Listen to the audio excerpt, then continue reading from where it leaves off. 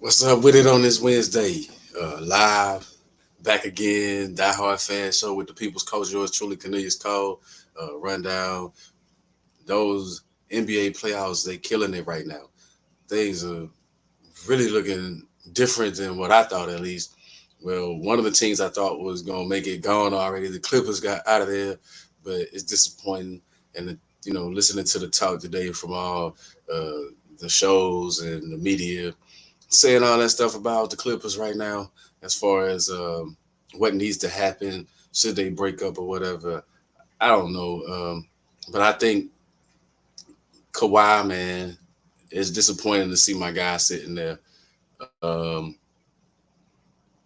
it's disappointing to see my guy sitting there just in. I don't know if it's pain. I don't know what it is, but it's horrible. Just witnessing my guy lose out like that. Um, can't really describe because I ride with Kawhi. I think he's a champion when he plays. You see what's happening, but I got to give a lot of props to the Clippers that did play. Westbrook stunk it up last night. Wasn't real good shooting. I think he was like 3 for 18 or something, and it was horrible. But his effort was there, and his motor never quit running. So you got to appreciate that. But then Devin Booker was killing them. Like Booker was on his game. Like Booker was cooking, as they say nowadays. Man, he was on it. Um, and I'm not a, I think Devin Booker, I think that you can put defense on him. I think you can get in his face. But we didn't see much of that from the Clippers. They evidently wanted to shut down Kevin Durant, which they didn't do a real good job of that either, because he still got off and got his points whenever. But um, it'll be interesting to see what the Clippers do moving forward. I felt bad for Tyronn Lue because he's a good coach. He put all his, all the energy into that squad, and that squad, the B team fought hard, but with Paul George over there next to, sitting on the bench with Kawhi, it's tough. It's tough to see where the Clippers go from there. But I know I'm about jumping off the wagon as far as seeing them win a championship. Uh, would have been a good story for them at some point to win a championship, but it's been 3, 4 straight years and they haven't been able to do it. So I don't know if like they say, the windows are closing on teams, but it look like it's closing on them, and it doesn't seem like Kawhi gonna be healthy. Will he ever be healthy again? Is the question. Outside of that, Phoenix Suns, congratulations, they move on. They won. I didn't think they would survive the first round with a healthy Kawhi. And last night probably proved my point more so than ever. They had a huge lead, dropped 50 in the third quarter, and then only won by 6. So the fight of the Clippers was it was there, but they just didn't have enough. Too much talent on the other side of the ball. But anyway, so now I'm looking forward to the Denver series. Denver also wrapped up their series, which who had any doubt that they were going to beat Minnesota? Now Minnesota's interesting. What is Minnesota going to do? You know, um, what Minnesota going to do with their choices right now? Um, as far as how that team's constructed, they have choices to make. I should say, as far as where they gonna put, what they gonna do. Are they gonna keep the Gobert and Carl Anthony? Like it's too slow of a pace for the game today. That's what I see from Minnesota. Too slow of a pace for what the NBA is in today. And the modern NBA is different, man. You got to be up and down. Shots are going up quick. Right now, the game behind the Memphis Grizzlies, hopefully, Grizzlies on the field. Maybe they'll get back in. And the Miami Heat, Jimmy Butler got the Milwaukee Bucks up against the ropes. Of course, Giannis come back and they'll lose. With Giannis back in the lineup, they still lost. So, but Jimmy Butler dropped 56. But at the same time, um, I don't know. Miami surprised and can close them out without Tyler Hero, without Oladipo. They can actually move on to the next round already. And I think it's a strong chance that they are. I'm really disappointed in Drew Holiday. And when I look at the Milwaukee Bucks, him and Middleton, because they light they business. The way that I think that they should. They had one, well, Drew Holiday had one hot game, but other than that, they just going through the motions. It looked like to me the Bucks were just so happy to have Giannis back. Everybody relaxed a little bit when they got to turn up the intensity. And speaking of turning up the intensity, what are the Celtics doing? The Celtics playing with the Hawks. They're gonna mess around and get a Hawks the ultimate confidence to come in and beat them. They're gonna get a Hawks the ultimate confidence to come in and beat them. That's what I'm looking at. I mean, Trey Young, the Celtics meltdown led to Ice Trey cooling them off with won that game. Ice Trey did his thing. Uh, I'm not a like I said. You already know if you follow me on the show. I'm not a huge Trey Young guy. I think he take too many crazy shots, but those crazy shots was falling last night, and he did his job to win that game. Tonight it'll be good to see who gonna do what. Can Memphis stay off the ropes? Can the Knicks close out? The Knicks seem to be better. I said that last week that Jalen Brunson seemed to be way better than I gave him credit for, than a lot of people gave him credit for. But um, the Western Conference itself is like wide open. That Kings and Warriors series, you might see the champion come out of that series. But we know what the Warriors got on it, but whoever can take control of that series. And I was tripping. My question about the Kings, though, is Mike Brown is no doubt the coach of the year, but is he overcoaching at certain points? Because, calling a timeout when you can run that, and the Golden State Warriors didn't have a timeout in the end of that last game, and calling a timeout and allowing Golden State to set up defense. I would have just kept running. I would have just pushed it, let my guy push it, let him get the shot that he want. They were able to load up on De'Aaron Fox and make him pass the ball, which is what you didn't want. But Harrison Barnes took the shot, didn't make it. Series tied 2-2, but it's a telltale sign on if the Kings are all grown up, if they can go ahead and get a win tonight, game five. Normally that pivotal game five, that one that swing the series one way or another. The percentages of whoever win game five normally win the series and things like that. But um, which leads me back to the Hawks and the Celtics. What I seen was a collapse, and what I don't like about what the Celtics are doing right now. I like Jalen Brown, but when the game on the line, why is Tatum not touching the ball? Why is his teammate player keep away from him? It's like get the ball to the best man. Undoubtedly, your best player is Jason Tatum. In the closing moments of ball games, Jason Tatum should touch the ball. Other than a last second heave to try to win the game, pull it out of the victory. No, or tie the game or whatever the situation is. No, down the stretch, you need to run an offense where your main guy get the ball. Now I get it. Jalen Brown was having success going to the hole, but late in the game, when it really counted, he wasn't having that success. And then the Celtics just fell apart defensively. They weren't there, like they weren't connected defensively like you thought they would be. They just weren't locked in. They had a lapse. Maybe that's a wake up call to the Celtics, and maybe they go ahead and put the Hawks away in game six. But go to Denver. What I'm liking about Denver is they're playing some pretty good defense, but I don't know if their defense has really been measured in the playoffs yet because they played against Minnesota, and it's easy to guard Minnesota. And I say that from a perspective of Rudy Gobert on the offensive end. He's just in the way. There's no knock against Rudy Gobert. It's just the fact that a slow 7-footer in today's league is just in the way. If you can't extend the court or stretch the court, they say you can't shot. But I didn't like that Carl Anthony Towns doesn't. Carl Anthony Towns, my man, but he don't want to take advantage of none of the matchups. He don't want to take advantage of dudes and just punish dudes over and over for his size, with his size and his height and stuff like that. I like the fact that he got a jump shot, but I on that man, Anthony Edwards. Man, like whether he does it in Minnesota or whether he does it somewhere else, Anthony Edwards is the real deal. I just think that and I was disappointed in Conley. His veteran leadership just wasn't there, like in games. But what did you really expect? Denver been a tougher team all season long, so you pretty much figured Denver would take that. And looking at the Knicks tonight, in a close one where it was relatively close the last time I saw the score with them in Cleveland.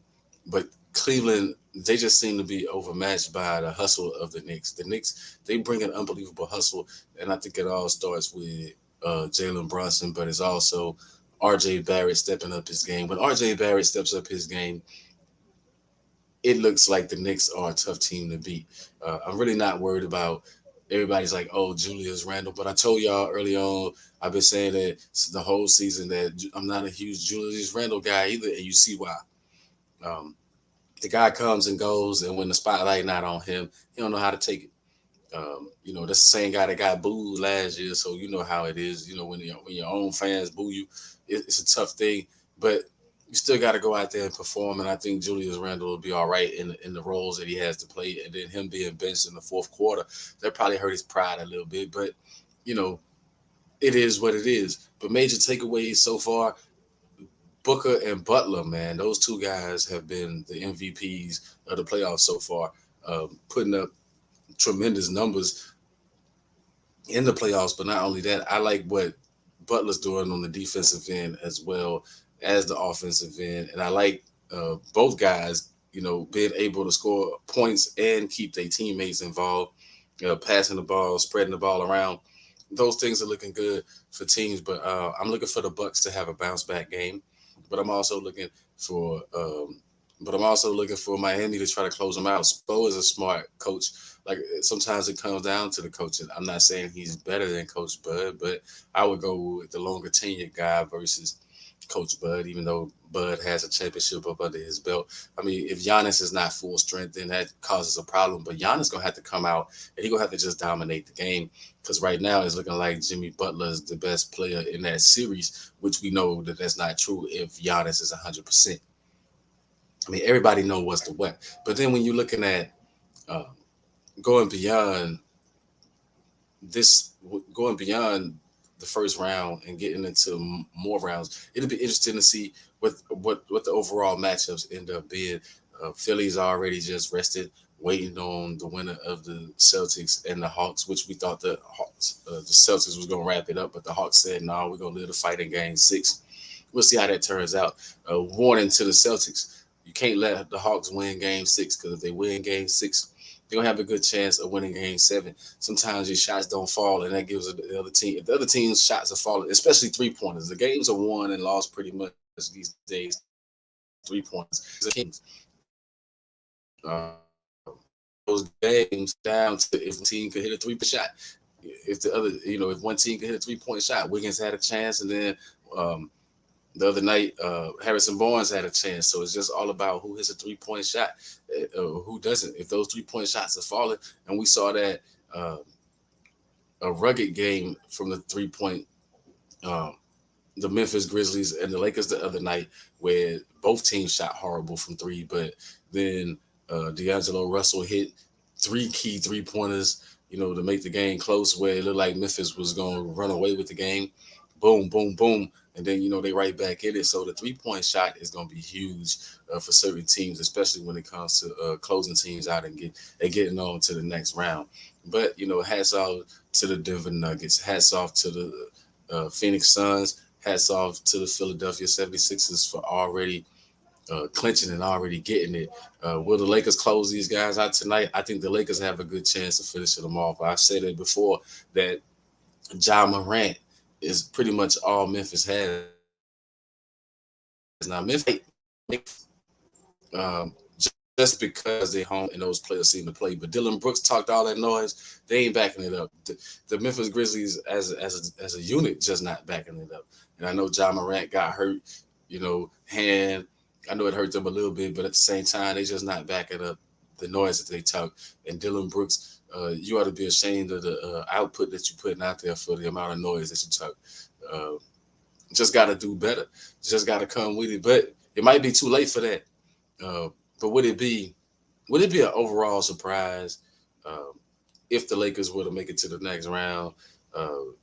Memphis, they pretty good, but what are really expectations? Like a lot of people think that the Lakers can win it all because they have LeBron James and AD. They've already won and won. But for me, AD, he comes and goes. When he plays well, they do well. When he don't play well, they got to win. The other day when he didn't play well, but a lot of times AD got to play great, and he just got to punish people.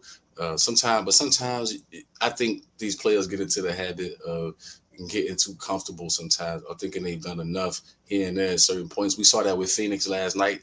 They relaxed a little bit, and the Clippers took advantage of it, and the Clippers almost stole one. Um, but I don't see that being a problem. I don't see that being a problem for a team like the Denver Nuggets, who the Nuggets right now are my favorite since the Clippers are gone. And they only my favorites by a little bit. I like the Warriors' chances. The Warriors have a good chance if they can get past Sacramento, which I think they will now that they even that series up. Sacramento blew some good opportunities to be well ahead in that series, and they didn't take advantage. So that's just saying that's just right on the wall of me is that Steph and Clay gonna get hot at the right time, and it's over for the Kings pretty much. But it's the over coaches, and sometimes coaches that like I give Teron Lue props for what he did coaching, but I think Mike Brown over coaching. I think he calling timeouts at the wrong time. I think uh, they running the wrong plays, the wrong sets at the wrong times. They're not in the right position. It like sometimes it's about open shots. Like they miss open shots. That's one thing, but because those shots are open, and you're gonna get those shots. But the other thing is bad play calling through stretches of games when you're trying to beat a team like the Warriors. I think they're not using Sabonis enough down low. I think he has advantage as low. What I see from these young teams, seen from these young teams is too much flopping for me. Well, what I've seen, it's flopping everywhere, but too much flopping and expecting the refs to bail out. The refs are you out. The refs are not you out. Right? So you gotta just buckle down. You just gotta play. You gotta notice that right off the rip that the refs not giving you those calls. I saw the same thing with the Celtics. The Marcus Smart with the flopping over and over. They're not giving you that call, bruh. It's time to do something else. It's time to D up. Like for real, it's time to stand up, take the charge. It's time to, like this is the time where the referees are letting you play a little bit. This is what you want. This is what the fans want to see you guys go head up, play the game, and the refs not be a factor coming down the stretches of games. But guys still flopping all over the place, and it's leading to a lot of wide open shots. It's leading to lot of wide open looks, and I more so see it with the younger teams. Like I watch the Grizzlies, I see the flopping. It's like, man, stand up. It's like play D the best that you can. Stop trying to get the refs' attention with the foul calls. And I'm wondering if the coaches are saying that to their teams, or if they saying just keep doing. Oh, sorry. Or if they saying just keep flopping it in or whatever. Sometimes I wonder what do the coaches say in the huddles for real. Like, do they say, "Hey, stop with the flopping, man, stand up. We giving up way too many wide open shots." It's like stop with. Well, and then going beyond the flopping in the games, another trend that I've been seeing is when the whistle's not blown or when somebody thinks they foul, all the complaining with the refs and not getting back on D. It's like get back on the other end of the court. Now that's cool in the regular season, but in the playoffs, I need all hands on deck. I need everybody into this. Every man need to hustle back. It's like hustle back on defense. It's a lot of lax. It's a lot of lax moments. What I saw with the but they don't defensive when they miss shots, and it's too much, too much one on one in some of these games. Like the Celtics, too much one on one. They going way too much one on one in meaningful situations of a game. It's like I just kept seeing Jaylen Brown get the ball and put his head down, and he's trying to take his guy one on one. Ball movement will go a long way because we've seen the Celtics play that way. And when they play with the ball movement and they sharing the rock and everybody getting a chance, then their offense looks much better and they score easy and effortlessly pretty much. But then when you look at the Hawks, from the Hawks side of things, that scrappiness, I told you, if they brought that scrappiness that they had in the play-in game, if they brought that type of intensity into this series, then you get what you got right now, a 3-2 series, which, I still think the Celtics going to pull it out, but it's going to be a struggle. Like we see the Hawks ain't going to just roll over. And they did that without DeJounte Murray, um, which, being suspended a game. And that's another thing I want to talk about as far as the NBA. What's with all the shots below the belt? I've seen so many shots. This first round, maybe it's just a highlight thing on the shots below the belt, but what's with all the hits below the belt? It's like Joel Embiid laying on his back, hitting a dude, Dylan Brooks. Then the other night, I forgot his name, but another shot, I want to say Xavier Tillman or whatever, another shot. It's like, it's just so many shots below the belt, and it's more shots than that. But it's like, um, what's up with the shots below the belt? Um, and I'm surprised Joel Embiid didn't get suspended, but he missed the game anyway with an injury, which I think that's clever. A guy got a knee problem now, all of a sudden when he might be facing a suspension. So it washes itself out. They were still able to get advance to the next round, but I just don't like all of the shots below the belt. I think man, figure out another way to handle your business. Not only that, stay off the ground so much. You see a lot of these players, like I said, the flopping and stuff, man, stay off the ground. You know, you play this, it's basketball. You're supposed to play on your feet, not on the ground. Um, but other than that, it's been real good. I can't say I'm disappointed in what the NBA is doing right now as far as the players. I mean, you can be disappointed in the fact that certain key players have been injured, and that's taking away some of the light in some of the games. But can't do anything about the injuries. They are what they are, and I will reiterate what Minnesota's going to do long term, because that's not going to work. They too slow. Minnesota's too slow. Uh, with those 2 7-footers out there, they got a decision to make. They're gonna have to, Gobert was a bad pickup. I've been saying that for a long time, because the game is a speed game, and right now, most 7-footers can shoot at least a mid-range shot, and he gives you none of that on the court. So he's just out there taking up space. It's hard for Anthony Edwards or anybody or any of the guards to get movement. That guy step shot. He's good on defense end, because he could defend. He could defend the rim, uh, apply a little bit of defensive pressure coming off ball, or you know, but putting him like in a pick and roll, you can kill him all day. That's another thing. Like they kept Denver was like, hey, we go just put Gobert in the pick and roll, and once that screen set, hey, he not gonna step out the step in a 3-point shooter's face. He not gonna step out on the shooter. He playing. He lagging back to play the paint. So every time they caught him lacking, they just took advantage. You can do that all day long when you got Gobert on the court with a Carl Anthony Towns or whatever. So I don't know how Minnesota gonna move forward from that. But Anthony Edwards, I found out he only 21 years old. So the guy, man, put some talent around that young man, and then you might have something to work with, Minnesota.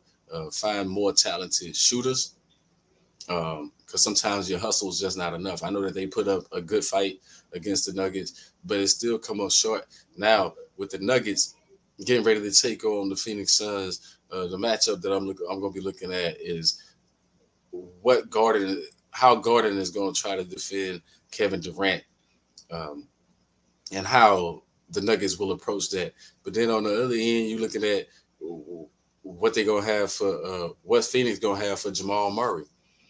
What is Phoenix gonna have for Jamal Murray? A healthy Jamal Murray who look like he in prime form. He ready.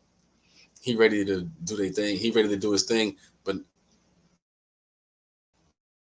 everybody knows what Booker can do. Um,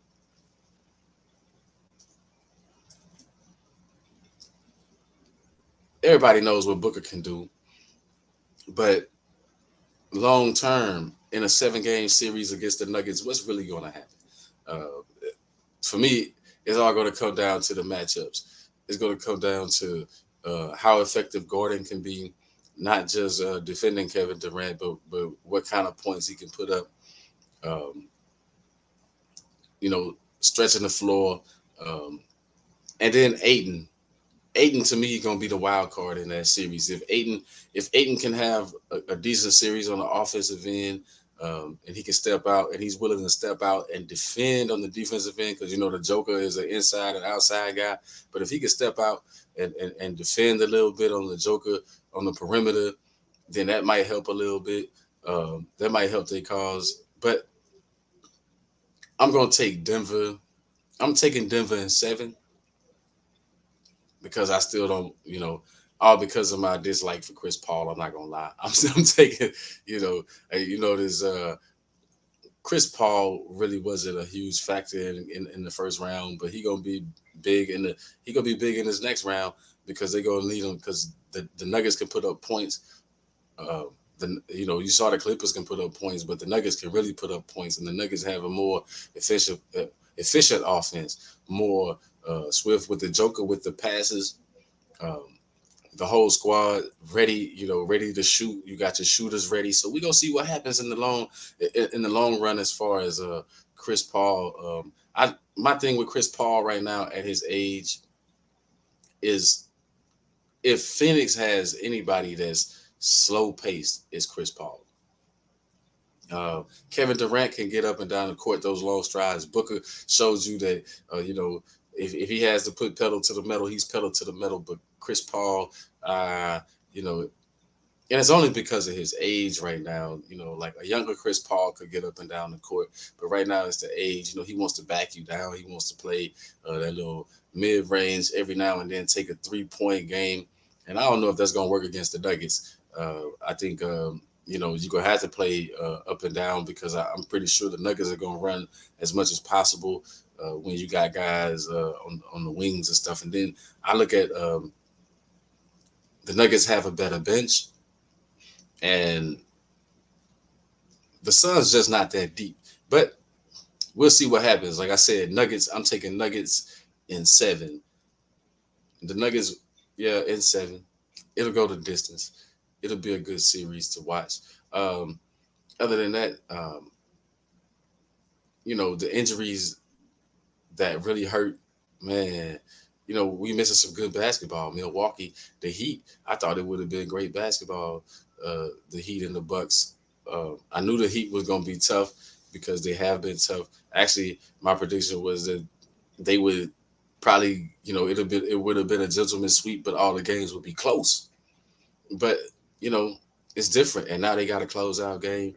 Uh, don't underestimate the Bucks. They can make a comeback in the series, but I don't see it happening. To be honest, I don't see it happening, and I don't see it happening because I think Jimmy Butler knows what's at stake, and if it's the Jimmy Butler that was in the bubble, this series is a wrap. I don't care who else is with him on the court. Uh, Jimmy Butler reminds me of uh, LeBron James in a sense that they the only two they the only two players I've ever seen in my lifetime that can take scrubs. They can take scrubs to a championship. They can take just who you got or whatever. Sometimes it's like a pickup game when you watch when you watch these guys' careers. It's like who out there on the court with these guys, who's playing with these guys, but they able to do it. I mean, that's just my opinion. I mean, I don't really, like I root against Ron, but one thing I can say is he has taken scrubs to the championship, and Jimmy Butler's that kind of guy that he can take scrubs along with him if they down for the ride. I'm more impressed. I mean, the 56 pointer the other night was impressive, but what I'm more impressed with is the efficiency of the 56 points. Everybody always wants to compare to Michael Jordan and the Kobe Bryants and stuff, but go back and look because I've seen, because I've lived through a lot of those games. I've watched a lot of those games, and he shot a lot. Started a lot sometimes to make those 50-point games, to make those 60-point games. I mean, you taking 30, 40 shots to get 50. I mean, the efficiency of the 50 and 60-point games nowadays. I mean, it's clearly way better shooters than it ever was in the NBA ever right now. That's the one thing I can say. Everybody says, everybody got their own opinion about the NBA being soft and all this other stuff. And it's not as physical, but it's way better shooters these days. I mean, the efficiency. I mean, to score 56 points in the manner in which he did and not have to take a whole, and not have to take all the shots. That's impressive. that's impressive. Like not volume shooting, more efficient shooting and more efficient buckets. So, like I said, I think Jimmy Butler gonna go ahead and close Miami out once he get it. I mean, go ahead and close Milwaukee out. Excuse me. Once he gets that chance, he gonna go ahead and close them out. It's a done deal. No more of them getting back into this series the way that a lot of analysts and stuff, are predicting. I just don't see it happening because I know Jimmy Butler can. I know he's the type of player that can get it done. You've seen what he did already without a Tyler Hero, and then Oladipo got hurt also in that game. So you already seen what he can do against a Milwaukee Bucks that was full strength, which I think the Bucks wasted. Now the Bucks didn't capitalize. I'm disappointed in Milton and Drew Holiday because the Bucks didn't capitalize with a good game from Brook Lopez. Brook Lopez gave you 36. How many times is he gonna really give you 36? Not often. Giannis gave you a triple double, and they still lost. So that just tells you where Miami's at, and I don't know. Hats off to Miami. But looking tonight, the Knicks 74, Cleveland 63. That might be a closeout game tonight. It might be curtains for Donovan Mitchell and Cleveland, which I thought Donovan Mitchell and Cleveland were going to bounce back actually. But certain stuff that you just didn't see coming. I thought that series would for sure go 7, but the Knicks like we ain't playing with y'all. We're gonna go ahead and get y'all out of there. So really, unless Cleveland proves me wrong and make a comeback, the game not over yet. I think they're in the third quarter.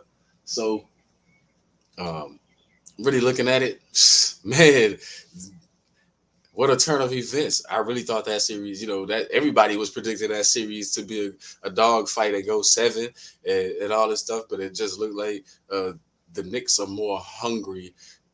And I give hats to the coach, man, Thibodeau.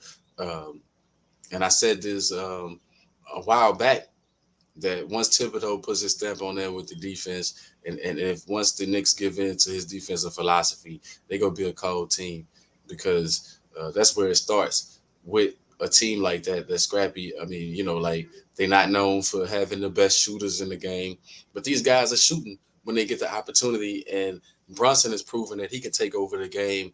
And what I'm disappointed that Donovan Mitchell is like, hey, it seemed like he's supposed to be a superstar in the league and all that talk about him being great. I think he's a great player, but at times in the playoffs, he's falling short. So when we gonna start looking at Donovan Mitchell? He was doing that with Utah where he have those hot games and then he'll have that game when you really need him the most, he folded. Like he had 14 points the other night. That's not going to get it done if you're the superstar on the squad. You got to come better than that. Um, but not only that, I think Cleveland's just not ready. They just not ready for the moment. Mobley and those dudes haven't arrived. Garland, he playing all right here and there, but Mobley, he ain't giving you what you thought that he could give you. He could play better than what he playing, but he not giving you everything that he got. So at some point, maybe at some point in the future, Cleveland will be all right. I think they need another piece or two. Same thing I think about a lot of those teams. They just need another piece. The Kings, they probably need another piece, but actually the Kings just up against the champions. So that's gonna make all the difference to me is that you playing against the defending champions. They veterans. They know how to win games, and um, keeping your composure when different things don't go your way throughout the course of a game, and then being able to seize the moment. But so far, the coaches that I thought would get it done, like exposures, they're doing what they got to do to keep their team, red teams in games. And Bag called Steph, made a blunder the other night, but they were still able to win the game because of bad decision on the Kings' part. Sometimes your mistake is wiped out by the other team's mistakes. And down the stretch of these games, you're starting to see who has that composure. That's why I think Memphis, if Memphis doesn't uh, blow the Lakers out tonight, then the Lakers got a good chance of closing this game out down the stretch. But we saw Memphis can get a lead and then blow it real easily with the mistakes. The younger teams just seem to make a lot of mistakes at the wrong times, and even veteran teams like the veteran team to me that's making the mistakes is the Celtics. Other than that, that's really costing them. That's costing them games. When I saw early on, I saw the Warriors was a little slow here and there, but then they realized. I guess they went home and they realized that they got to play with speed, so they went to like the smaller lineups. And I figured that would be the only way for them to stay in the games. But then when they go to those smaller lineups, Sabonis just got to punish them. Um, I don't know. I'm not saying you got to old school the game and Shaquille O'Neal the game, Elijah Warren the game, Patrick Ewing the game. But I'm saying when you got a huge size advantage down low, sometimes it's best to go to that and just take advantage of that. But you see these days the teams want to play on the outside more, and they don't even look on the block. A lot of times these guys ain't even trying to post up. Karl Anthony Towns never tried to really post up. Sabonis, when he posts up here and there, but he ain't really trying to post up all that much. It's like, man, you got the advantage. You got to take advantage. At least keep the games, closer. Or sometimes that could blow the game wide open. I mean, 60% is better than 30% in my opinion. Like, but what do I know? Like, sometimes that 3-point shot ain't falling, so it makes for a long game. When both teams missing threes, that's like the most boring game. It's actually like watching. I used to coach. So okay, so I used to teach middle school. So that's like watching the middle school players play, the middle school kids play. All the jump shots that's missed back and forth. It's like, oh man, this is like, wow, it's tedious on your eyes to see that when the 3-point shots and stuff not falling. Man. It's like, hey, and sometimes the players don't want to make the adjustment and step inside and take an easier shot.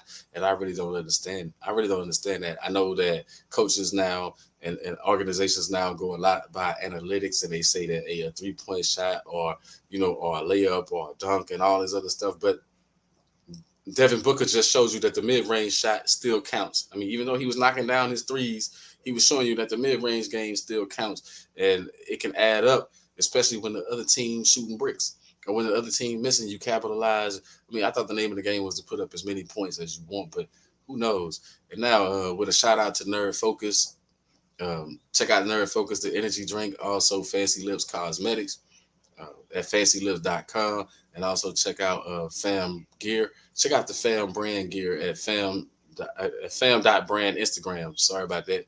Now, NFL draft coming up tomorrow. Teams, everybody been talking about the top pick, what the Panthers gonna do, what the Texans gonna do, and all that. But really, the highlight, like on certain players, they was talking all these quarterbacks now. Now the Texans may take. I said it last week and the week before that. The Texans have been known not to take quarterbacks when you think they're gonna take a quarterback. But here's my thing: certain players in the draft I think are being overlooked. I want to say his name is Devon A-Chain, running back. I think he's gonna have a huge impact.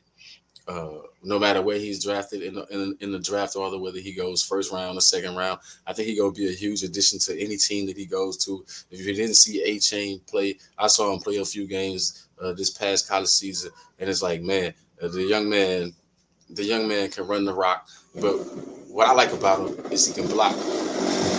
Whoa, whoa. What I like about him is he can block. Um, when we talk running backs, excuse me, I don't know what that was, but when we talk running backs, you talk um, they got hands, they can catch out of the backfield, they can run, how they can get through the hole. But lately we haven't been talking about being able to quarterback in certain situations, but he can block.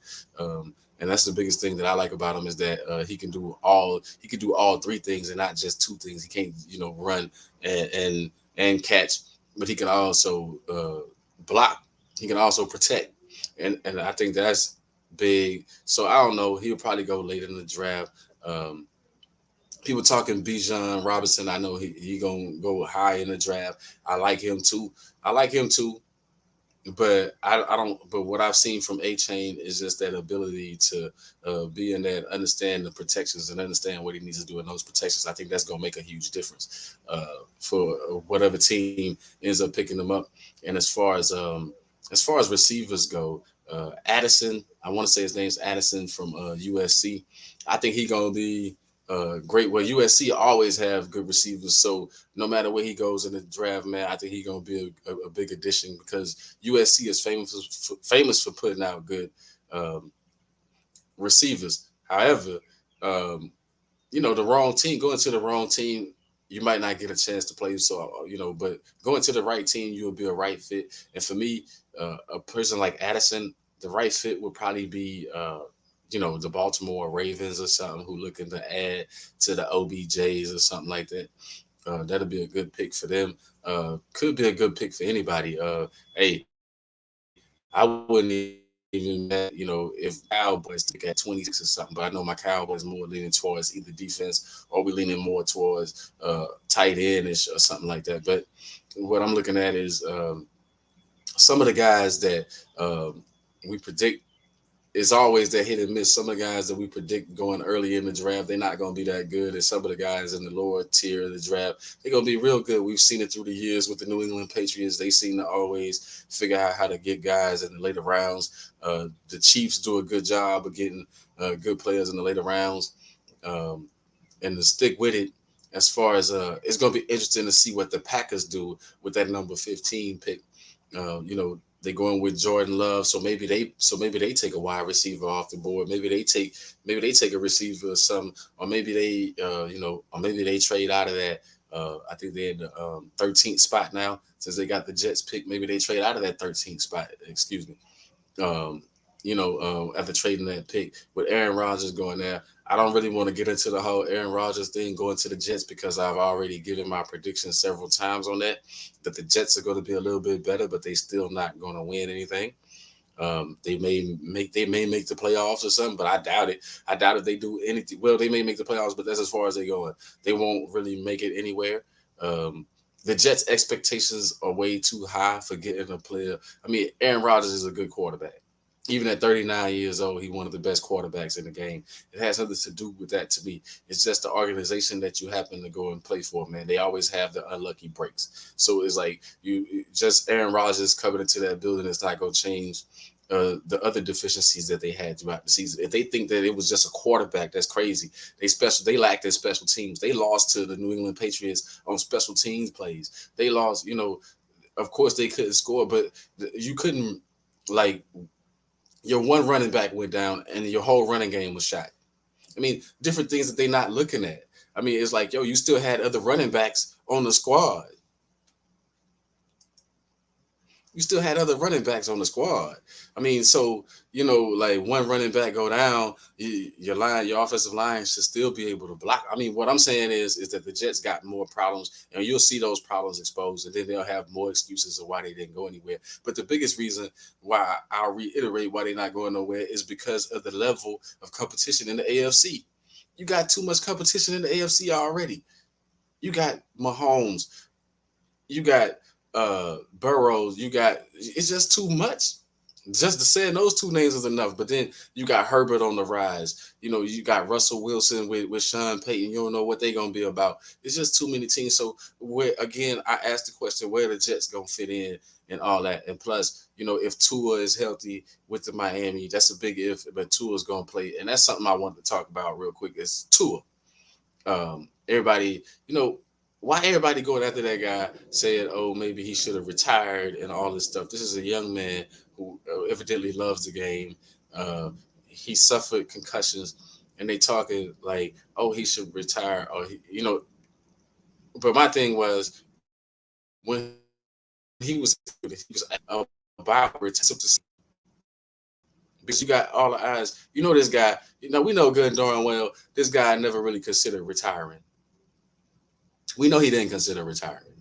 But he has to say that, yeah, I actually, because I weighed retirement. No, you didn't. We know you didn't weigh retirement. We know you want to get out there. We know you want to play. Every football player wants to play. So on whatever level, every football player wants to play, especially when they know when they feel like they got something left to contribute to the game. So it's like, but if Tua's there, Miami's gonna be tough again with the receivers that they got, and but it's just too many teams in my opinion, and you don't know if Lamar Jackson stays with the Ravens. But then you're looking at you can't count out Pittsburgh trying to build their squad up. And be tougher. So it's gonna be too many teams in the AFC, in my opinion, for the Jets just to get one guy and then think that that's gonna change everything for them. You've got you've got a long line of uh, futility, basically. Mediocrity. I ain't gonna go futility, but mediocrity because well, they ain't made the playoffs. They got the longest streak of not making the playoffs. And the other team, I think, that need to make some moves in the draft, just some subtle moves because they're gonna be missing pieces. The Lions, I talked about that last week. Them getting caught up in the whole, key players on their squad getting caught up in the betting and gonna be suspended several amounts of games or whatever. That's gonna hurt the Lions. But were we really expecting the Lions to really go anywhere? I mean, just because they putting up a fight, I like the Lions, but to say that they had a future of doing anything, well, with Aaron Rodgers leaving the NFC North is wide open because we saw a 3-14 Bears team. The Vikings were good at a playoff team, but that could go either way with them. So the Lions really had a good chance to really do something in that division, but we'll see how that all pans out. The draft is going to be key, and the Lions. If I'm the Lions, I'm looking defensively. Add a piece defensively. No more offense. I think your offense is going to be fine. You just need to add defense now. Unless you go offensive lineman, then you can't go wrong. But if you go, for me, if the Lions should look for another rusher to match Hutchinson. They got a good rusher. You got a good pass rusher. Add something else on that D line to go with it, and then you might be a tougher team, and then that might be the difference between you making the playoffs or you winning the division or not. But if you go offensive, then it's not going to help you much. I know it's an offensive game, but at the same time, you got to have some defense, and two is better than one. So if you have some rushers to get after the quarterback, especially in those meaningful situations, quote unquote, where the games are crucial, then you got something to work with, which is a thing that I want to talk about for a minute. My Dallas Cowboys, as far as that's why I look at us. I know we need a tight end. I know certain things that we need, but actually, we need another linebacker. I would go another linebacker, something to help, in coverage a little bit, and something. We got a good pass rush, but how good is our pass rush? Because as soon as everybody started saying we had a good pass rush, then our pass rush wasn't the same anymore. And as soon as we started giving Michael Parsons flowers, then that went on. So we need somebody. We need something. Another key piece on our defense where we don't lack. And I know we tried to do it with the secondary with Stephon Gilmore, yada yada. No, um, we need somebody. We need another dog that's going to go sideline to sideline and could possibly blitz every now and then. We need a blitzing linebacker or something. That's just my opinion. Because Michael Parsons can't do it all by himself, especially when the other team's offenses are keying in on him. Another problem I think we've had is moving Michael Parsons around too much, man. It's like, hey, I get it. You want to mix things up. You want to keep the offense, but man, look, what's more fearful? This guy dropping back in coverage when you know he's dropping back in coverage, or this guy always on the edges where it look like he coming at the quarterback. I mean, what's more fearful in an offensive mind? What's more fearful to an offensive lineman's mind? Michael Parsons is coming, or Michael Parsons is dropping back. So that's what hopefully we can make those adjustments, and hopefully we can find another dog on the defensive side of the ball that'll help us out. Um, Even if we were to get like a blitz and safety or something, to blitz, even though we feel like we don't have to blitz as much because we should have a good D line. At times, I still think that you need a good blitz package. So maybe we'll get a linebacker, but I wouldn't be mad if we got a tight end because we lost our tight end, we lost Schultz. But and all this talk about um, Dak and all this other stuff. I think that if it's something good out there in the later rounds, as far as a worthy, maybe unexpected pick. Um, at running back, I know we probably looking at a running back or something, but like a late round pick for a running back would be good. I wouldn't take our early pick on a running back, but if something just falls into your lap as far as a running back, in the later rounds, then yeah, I would make that move uh, because I feel like um, what we have is good, but we're gonna need something a little bit better in the long run because nowadays, let's just face it, it's not like it used to be. No one running back carries the load. You see, they tried that. Tennessee tried that with Derrick Henry. They run him in the ground. Um, Derrick Henry's career, the injuries and stuff. How much life does he still have left? So nowadays, you can't just depend on one horse. The workhorse running back is a thing of the past. You need multiple running backs these days. I don't know what the shift has been, uh, but that it's definitely been a shift in that than from years ago or whatever, even 10 years ago or whatever. But it's no more Jerome Bettis's coming out of the draft where you could just rely on one guy and give it to him 20, 30 times a game. Like I said, you seen how that worked out for Henry, and it never got Tennessee where they really wanted to go by running it that way. So you're gonna have to play running back by committee, which is the way I've seen, the New Englands who've been who've been champions repeatedly. That's how they've always pretty much done it, is running backs by committee. But they always seem to pick the right running backs. I mean, I don't know, the scouting is great, I guess, or and the selections have been great for the most part for an organization like that. Another team that's been good with getting running backs, the Chargers. The Chargers always seem to have good running backs. I don't know what their secret is, um, but certain teams they known for having good running backs. Like the Texans organization, they seem to be able to pick good running backs within the draft. Uh, and a lot of times unknown guys just come out of the blue. I know sometimes you can pick up a good running back from another team through trade, but what I've seen in the draft, certain teams are good at drafting running backs. The Panthers would be another one. They've always drafted pretty decent running backs when it comes to the draft. Those are just some of the teams that I can think of off the top of my head.